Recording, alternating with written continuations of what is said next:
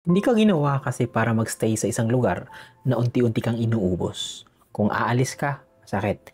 Pero kung mananatili ka sa maling tao, doon ka naman tuluyang mawawala, mawawasak at mauubos. Kasi sa totoo lang, hindi lahat ng pagmamahal dapat pinaglalaban at hindi lahat ng iniiyakan kailangan balikan.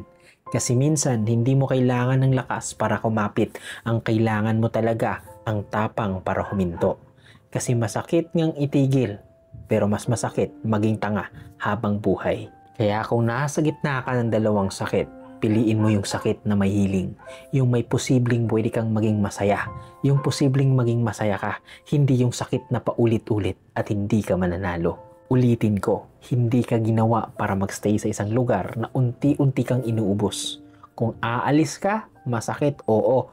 Pero kung mananatili ka sa maling tao, doon ka tuluyang mawawala, mauubos at masisira.